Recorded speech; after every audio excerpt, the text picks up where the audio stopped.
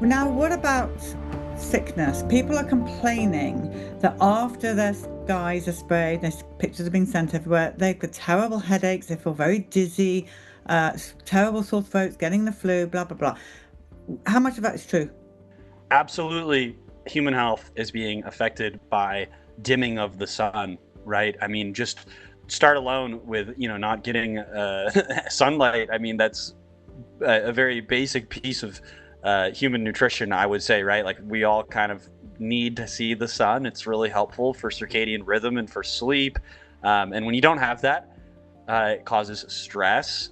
It causes anxiety, especially when they're pulsing the atmosphere with all kinds of electromagnetic frequencies. That is absolutely messing with the human body. Not to mention breathing all of this stuff in.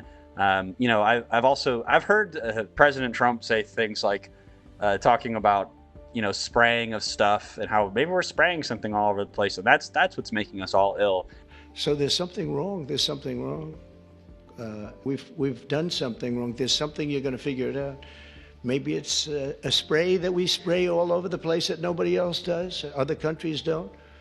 I would say absolutely, and that might have something to do with geoengineering, weather modification. I mean, let's just think, like, if you're breathing in heavy metals and toxic particulates, and that starts to build up in your body, yeah, over time that's going to be a problem. And to that point, though, this is affecting everything on the planet. It's affecting trees. It's affecting all wildlife. It's affecting really all living and breathing creatures. That's something that we say here at OGA. Everything is being affected by this. I think a lot of people, they'll say things like they have headaches on certain days and they can tell when the spraying is happening because maybe they're not breathing as well. And honestly, I don't shake any of it off. I don't ever say that that's not affecting, or you're imagining this, or that's no, because it absolutely is. And that's where we would say we have to start getting into the solutions here, which, Rob did a 3-hour podcast with Alex Zek, The Way Forward. And he talks about, strategic breathing as one of the ways that we can kind of stand against this, because it does affect our health, and it affects our mental health specifically, and our ability to approach our day to day in ways that most are not even aware of. They're not even aware, especially, by the way, if you live in a highly populated area, which we know there are tons of other toxins and issues there. But this alone, affects people, I think, far more. I notice it more when I'm in cities too, the feeling and the effect that it has on me. But I would say absolutely, it's affecting our human health in so many ways, and that can absolutely not be ignored. Beautiful, Paul. There's a powerful roster of solutions, Polly, but let me just piggyback on Paul for a moment. At the science page of our geoengineeringage.org, we have more than 50 peer-reviewed scientific articles available for free that help answer your question. We have 2 sets of essays penned by our founder, Ian Baldwin, The History of Geoengineering and The History of Electromagnetic Frequency Technology, which is, I think, part of the hiddenness of geoengineering.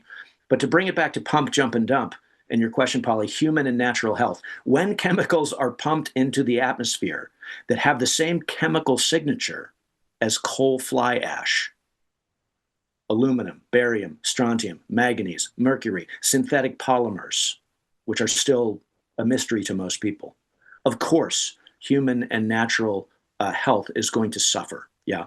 When we jump with electromagnetic frequency technologies that are unnatural and pulse those EMFs, that directly interferes with the circadian rhythm and all sort of electromagnetic communication between the earth, nature, and all living, breathing, and electromagnetic creatures, which is to say every living thing on the planet.